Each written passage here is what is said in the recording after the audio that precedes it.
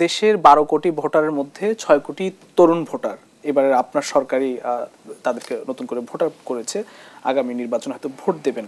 তরুণদের হাত ধরে অভ্যুত্থান হলো, এই তরুণদের আমরা কতটা জায়গা ছেড়ে দিচ্ছি বা রাজনীতি এই তরুণদের কতটা জায়গা দিচ্ছে, তরুণদের আমরা কতটা কাজে লাগাচ্ছি? দেখুন, প্রথম কথা হচ্ছে যে একটা করি যে সরকার ভোটার করে নাই, নির্বাচন কমিশন ভোটার করেছে, বা ভোটার হওয়া তাদের সাংবিধানিক অধিকার, সেই হিসেবে তারা ভোটার হয়েছে। আরেকটা বিষয় হচ্ছে আপনি তরুণদেরকে জায়গা ছেড়ে দেওয়ার কথা যদি বলেন, এটা আমি খুবই একদম পরিষ্কার ছাঁচা ছোলা কথা মনে হবে আপনার কাছে, যে কেউ কাউকে জায়গা ছেড়ে দেয় না, জায়গাটা করে নিতে হয়। আর রাষ্ট্রের দায়িত্ব হচ্ছে তরুণরা যেন তার জায়গাটা করে নিতে পারে সেরকম একটা পরিবেশ, সেরকম একটা উপযোগিতা সব জায়গায় তৈরি করতে হয়। আপনি যদি বাংলাদেশের বর্তমান চিন্তার প্রেক্ষাপট দেখেন, চিন্তাটা দেখেন সবই কিন্তু ইয়াং ওরিয়েন্টেড, সবকিছুতেই চেষ্টা করা হচ্ছে তরুণরা যেন নেতৃত্বে আসে, তরুণরা যেন দায়িত্ব নেয়। কারণ আপনি যদি অন্তর্বর্তীকালীন সরকারের প্রধান উপদেষ্টা প্রফেসর ইউনূসের যে দেশে বিদেশে ভাষণে বক্তব্যে যদি আপনি খেয়াল রাখেন, দেখবেন যে প্রতিটি ক্ষেত্রে উনি তরুণদেরকে কতটা গুরুত্ব দেয়। এবং একটা কথা উনি বারবার বলেন যে আমাদের তরুণরা শুধুমাত্র বাংলাদেশকে বদলে দিবে এমন নয়, এরা বিশ্বকে পাল্টে দেওয়ার মতো যোগ্যতা রাখে। আমাদের তরুণরা এখন বিশ্ব তরুণ। হ্যাঁ, আপনি এইভাবে যদি চিন্তা করেন যে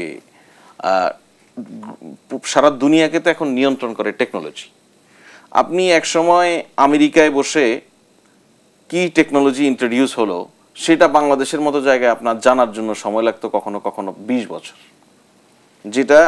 যেই টেকনোলজি আমেরিকা ইউজ করেছে 20 বছর আগে, সেটা বাংলাদেশের মানুষ 20 বছর পরে জানতো। এরকম একটা টেকনোলজি আছে। অথচ আজকের এই গ্লোবাল ভিলেজের যুগে টেকনোলজির ফলে সকল টেকনোলজি একই সঙ্গে সারা দুনিয়াতে আসে, আপনার রিচ করতে পারা না পারার বিষয়, তাই না?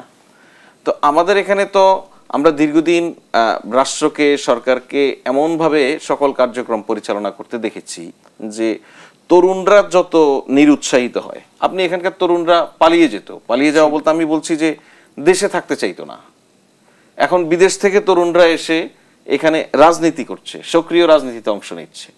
বিদেশ থেকে উনাদের দলে উনি নিজে দেশের বাইরে ছিল, ওখানে একটা ভালো ওনার ক্যারিয়ার ছিল, সম্ভাবনা ছিল, উনি মনে করেছেন যে বাংলাদেশের এই সময় দেশে যাওয়া উচিত।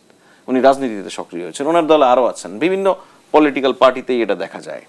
তরুণরা রাজনীতির মতো জায়গায় এসে সক্রিয় হচ্ছে। আপনি খেয়াল করুন যে যেই জায়গাটাকে তরুণরা সবচেয়ে বেশি ভয় পেত, যে আর যাই করি রাজনীতিতে জড়াবো না, এখন তরুণরা রাজনীতি নিয়েও ভাবছে। অতএব রাজনীতি নিয়ে ভাবা মানে আমাদের তরুণরা সত্যিকার অর্থেই নতুন বাংলাদেশ বিনির্মাণের জন্য যে নিজেদের সক্রিয় অংশগ্রহণের কথা ভাবে, সেটা প্রতিফলিত হয়। এর বাইরে আপনি যদি দেখেন আমাদের বিগত সময়গুলিতে সকল নিয়ম নীতিমালা সব কিছু প্রণয়নই হয়েছে তরুণদেরকে উপেক্ষা করে।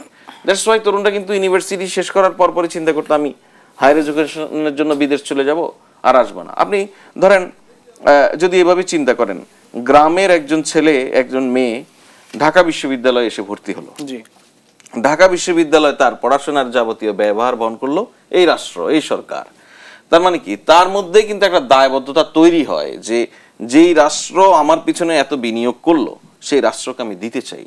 কিন্তু পরবর্তীতে রাষ্ট্র তাকে গ্রহণ করে না। বুয়েট থেকে পড়াশোনা করে তাকে চাকরি করা লাগে ব্যাংকের ক্যাশিয়ার যদি হইতে হয়, তাহলে সে চিন্তা করবে আমার এই যে আমি 7 বছর ধরে 8 বছর ধরে পড়াশোনা করলাম, আমি যে ডিসিপ্লিনে পড়লাম, যে বিষয় নিয়ে পড়লাম, আমার কর্মক্ষেত্রে তো তার সঙ্গে কোনো সম্পর্ক নেই। আমরা আজকে একজন তরুণ তার ফেসবুকের স্ট্যাটাস পড়লাম, খুব দুঃখ লাগলো। উনি বিশ্ববিদ্যালয়ের শিক্ষক হওয়ার জন্য নিয়োগ পরীক্ষা দিয়েছেন। ওনাকে প্রশ্ন করা হলো, বঙ্গবন্ধুর অসমাপ্ত আত্মজীবনী আপনি পড়েছেন কিনা, বঙ্গবন্ধুর জীবনে প্রথম কি রোগ হয়েছিল, তারপরে ওনার কি রোগ হয়েছিল, এই প্রশ্নগুলি ওনাকে ইন্টারভিউ বোর্ডে করা হয়েছে। তা সেই তরুণ কেন এই দেশকে নিয়ে স্বপ্ন দেখবে? সুতরাং আমাদের স্বপ্ন দেখা আসলে তরুণদের যেখানে থেমে গিয়েছিল প্রায়, সেখান থেকেই আবার শুরু হয়েছে। এটা এক অভূতপূর্ব সম্ভাবনা আমি বলবো। এবং ভবিষ্যতে বাংলাদেশের দায়িত্বে যারাই আসেন না কেন, তারাই তরুণদের স্বপ্নটাকে জাগ্রত রাখতে হবে। তরুণরা যেন তাদের স্বপ্নটা বাস্তবায়ন করতে পারে, যাতে বাংলাদেশ উন্নতির শিখরে যেতে পারে, সেটা নিশ্চিত করতে হবে। আমরা একটু আজকে আরো একটি ঘটনা আমরা লক্ষ্য করলাম যে অন্তর্বর্তীকালীন সরকারের সিদ্ধান্ত নিয়েছে যে শেখ হাসিনার বক্তব্য প্রচার হলেই তাৎক্ষণিক ব্যবস্থা নেবে। কোন পরিস্থিতি আসলে এমন সিদ্ধান্ত নিতে হলো? আচ্ছা, দেখুন, শেখ হাসিনা পালিয়ে গেছে। শুধু কি পালিয়ে গেছে? সেখানে একটা গণহত্যা সংগঠিত করে পালিয়েছে। শুধুমাত্র জুলাই আগস্টে তার যেই অপকর্ম, সেটুকু যদি আপনি বাদও দিয়ে রাখেন, গত 16 বছরে বাংলাদেশে সে কি দুঃশাসনটা চালিয়েছে। সে আয়নাগর তৈরি করেছে, এখানে সে গণমাধ্যমের স্বাধীন গণমাধ্যমের অধিকার কেড়ে নিয়েছে, সে মানুষের ভোটাধিকার কেড়ে নিয়েছে। অর্থাৎ নানানগুলি অপরাধে সে অপরাধী। সেই জায়গায় সে পালিয়ে যাওয়ার পর এতগুলি মানুষের রক্ত এখনো যার হাতে লেগে আছে, সে কিন্তু আপনি দেখুন দিল্লিতে বসে প্রায় উস্কানিমূলক নানান ধরনের বক্তব্য দেয়। আমাদের যে ট্রাইব্যুনাল, যেখানে তার বিচার হচ্ছে, সেই ট্রাইব্যুনাল থেকে পরিষ্কারভাবে নির্দেশনা দেয়া আছে যে শেখ হাসিনার কোনো বক্তব্য গণমাধ্যমে প্রচার করা যাবে না।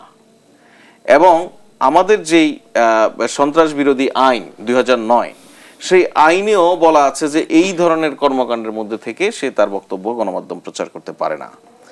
আনফরচুনেটলি আপনি খেয়াল করলে দেখবেন যে জনাব তারেক রহমানের বক্তব্য প্রচার করা যাবে না, এই ধরনের একটা ডাইরেকশন উচ্চ আদালত থেকে আছে বলে শোনা যায়। ঠিক পরিষ্কার না যে কি ধরনের নির্দেশনা আদালতের ছিল। তারপরেও আমাদের সবগুলি গণমাধ্যম দায়িত্ব নিয়ে কখনোই তারেক রহমানের বক্তব্য প্রচার করেনি, কখনো না, ভুল করেও কোনোদিন প্রচার করেনি। আর এখন শেখ হাসিনা এতগুলি মানুষকে সবার সামনে প্রকাশ্যে হত্যা করে পালিয়ে যাওয়ার পর সে প্রতিনিয়ত নানান ধরনের উস্কানি দিচ্ছে, বিভ্রান্তিমূলক তথ্য দিচ্ছে। সেই তথ্য আমাদের কোনো কোনো গণমাধ্যম প্রায়শই প্রচার করে ফেলেন। কেউ আমাদের গণমাধ্যমে এখন এক নতুন ফেনোমেনন তৈরি হয়েছে, সেটা হচ্ছে আপনি দেশ টিভি ধরেন প্রতিষ্ঠান, আপনি বলছেন আমি মূল team, digital team, online team, নানান টিম। বাইরে সবার, আপনি বাইরের মানুষের কাছে আপনার এই দেশ টিভির লোগোটা মানে একটা প্রতিষ্ঠান, আলাদা আলাদা 3টে প্রতিষ্ঠান নয়। সে আপনাকে একভাবেই চিন্তা করে। সুতরাং আপনি যা করবেন, আপনার ইন্টিগ্রিটি আপনাকে নিশ্চিত করতে হবে। আপনি যদি আপনার কোনো একটি প্ল্যাটফর্মে যদি কোনো একটি অপরাধমূলক কাজ করে ফেলে, দেখুন গণমাধ্যমের স্বাধীনতা মানে কি? গণমাধ্যমের স্বাধীনতা তো কতটুকু স্বাধীনতা এটা তো আপনি আমি আমরা সবাই জানি। ইথিক্সের বিষয়টা জানি। আমরা ল্যান্ড লকে তো মানতে হবে, আমরা তো আইন আদালতকে মানতে হবে। এখন শেখ হাসিনা উস্কানি দিচ্ছে নির্বাচন কিভাবে বানচাল করা যায়। এখন আগে থেকেই নিষেধাজ্ঞা দেওয়া আছে তার বক্তব্য প্রচারের ক্ষেত্রে, অধিকাংশ গণমাধ্যমই সেটা করেও না। তারপরেও প্রায়শই দেখি যে 2-1টি গণমাধ্যম এটা করে বসে। আমরা সাম্প্রতিক সময় দেখেছি গতকাল অন্তত 3টি গণমাধ্যম শেখ হাসিনার বক্তব্য এভাবে প্রচার করেছে। তো এর ফলে আমাদের সামনে এখন একটা নতুন বাস্তবতা বলছি এই কারণে যে সরকার তার যাবতীয় কর্মকাণ্ড, সকল প্রস্তুতি এখন নির্বাচনকে ঘিরে। নির্বাচন কমিশন নির্বাচনের সর্বোচ্চ প্রস্তুতি গ্রহণ করছে। যে কোনো সময় নির্বাচনের সময়কালটা একটা রাষ্ট্রের জন্য খুব সেন্সিটিভ সময়। তো এই সময় আমরা এইরকম কোনো ঝুঁকি নিতে পারি না যে শেখ হাসিনা তার কোনো বক্তব্য দিয়ে পুরো নির্বাচনী ব্যবস্থাটাকে ভণ্ডুল করে দেওয়ার চেষ্টা করবে।